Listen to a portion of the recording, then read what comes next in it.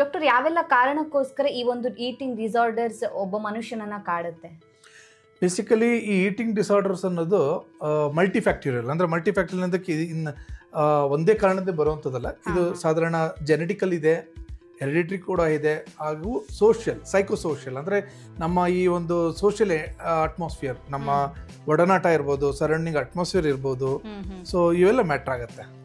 ಹೇಗೆ ಎಫೆಕ್ಟ್ ಆಗುತ್ತೆ? ಈಗ ಸರೌಂಡಿಂಗ್ಸ್ ಹೇಳಿದ್ರಲ್ವಾ ನೀವು, ಹೇಗೆ ಎಫೆಕ್ಟ್ ಆಗುತ್ತೆ? ಸರೌಂಡಿಂಗ್ ಹೇಗೆ ಎಫೆಕ್ಟ್ ಆಗುತ್ತೆ ಅಂದರೆ, ಈಗ ನಿಮಗೆ ಜನ ಮಾತಾಡ್ತಾ ಛೇಡಿಸ್ತಾರೆ, ನೀನು ದಪ್ಪ ಇದೆಯಾ, ನೀನು ತೆಳ್ಳಗಿದೆಯಾ ಅಂತ. ಸೊ ಕೆಲವರು ಒಂದೇ ಥರವಾಗಿ ಎಲ್ಲ ರೀತಿ ಪರ್ಸನ್ಸ್ ಇರೋದಿಲ್ಲ. ಒಬ್ಬೊಬ್ರು ಪರ್ಸನಾಲಿಟಿ ಬೇರೆ ಥರ ಇರುತ್ತೆ. ಒಬ್ಬೊಬ್ರು ಇಂಪಲ್ಸಿವ್ ಇರ್ತಾರೆ, ಒಬ್ಬೊಬ್ರು ಲೋ ಪ್ರೊಫೈಲ್ ಇರ್ತಾರೆ, ಕೆಲವರು ಪರ್ಫೆಕ್ಷನಿಸ್ಟ್ ಆಗಿ ಟ್ರೈ ಮಾಡ್ತಿರ್ತಾರೆ. ಸೊ ಈ ವೇರಿಯಡ್ ಪರ್ಸನಾಲಿಟಿ ಇರುತ್ತೆ. ಸೊ ಈ ಎಲ್ಲ ಪರ್ಸನಾಲಿಟಿಗಳು ಸಮಾಜದಲ್ಲಿ ಇನ್ನೊಬ್ರು ಹೇಳೋದನ್ನ ಒಂದೇ ರೀತಿ ತಾಂತರ ಅಂತ ಇರೋದಿಲ್ಲ. ಹಾಗಾಗಿ ಈ ಸೋಷಿಯಲ್ ಫ್ಯಾಕ್ಟರ್ಸ್ ಮತ್ತು ಎನ್ವಿರಾನ್ಮೆಂಟಲ್ ಫ್ಯಾಕ್ಟರ್ಸ್ ಅಂತೀವಲ್ಲ, ಇದು ತುಂಬ ಮ್ಯಾಟ್ರ್ ಆಗುತ್ತೆ. ಓಕೆ ಜೆನೆಟಿಕಲಿ ಎಲ್ರಿಗೂ ಕೂಡ ಬಂದೇ ಬರುತ್ತಾ?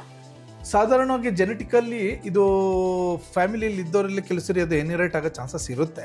ಎಸ್ಪೆಷಲಿ ನಾವು ಹೇಳೋದಾದರೆ, ನಾವು ಒಬೇಸ್ ಪೇಷಂಟ್ಸ್ ನೋಡ್ತೀವಿ. ಅದು ಹೇಗೆ ಬರುತ್ತೆ ಜೆನೆಟಿಕಲಿ ಅಂತಲೂ ಕೆಲವು ಹೇಳ್ತಾರೆ. ಸೊ ಕೆಲವೊಂದು ಡಿಸೀಸಸ್ ಇದೆ, ಪ್ರೆಡರ್-ವಿಲ್ಲಿ ಸಿಂಡ್ರೋಮ್ ಅಂತೇಳಿ. ಅಲ್ಲಿ ಜೆನೆಟಿಕಲಿ ಕೆಲವು ಪ್ಯಾಟರ್ನಲ್ ಕ್ರೋಮೋಸೋಮ್ ಡಿಲೀಷನ್ ಆಗ್ತವೆ. ಆ ಸಂದರ್ಭದಲ್ಲಿ ಪೇಷಂಟ್ ವಿಲ್ ಬಾರ್ನ್ ಒಬೇಸ್. ಹುಡ್ದಾಗಲೇ ಸ್ವಲ್ಪ ಸಣ್ಣದಾಗಿ ದಪ್ಪದಾಗಿರ್ತಾರೆ, ಕೈ ಕಾಲೆಲ್ಲ ಸಣ್ಣದಿರ್ತವೆ. ಇದಕ್ಕೆ ಇವೆಲ್ಲ ಜೆನೆಟಿಕ್ಸಿಂದ ಬರುವಂಥದ್ದು. ಸೊ ಹೀಗೆ ಸುಮಾರು ಜೆನೆಟಿಕ್ ಅಂಶಗಳು ಕೂಡ ಇದಾವೆ. ಹಾಗಿದ್ರೆ ಸಿಂಪ್ಟಮ್ಸ್ ಯಾವ ರೀತಿಯಾಗಿರುತ್ತೆ ಡಾಕ್ಟರ್? ಈಗ ಆ ಥರ ಒಂದು ಅವರಿಗೆ ಈಟಿಂಗ್ ಡಿಸಾರ್ಡರ್ ಇದೆ ಅಂದಾಗ ಅವ್ರನ್ನ ನೋಡಿದಾಗ ಗೊತ್ತಾಗುತ್ತಾ?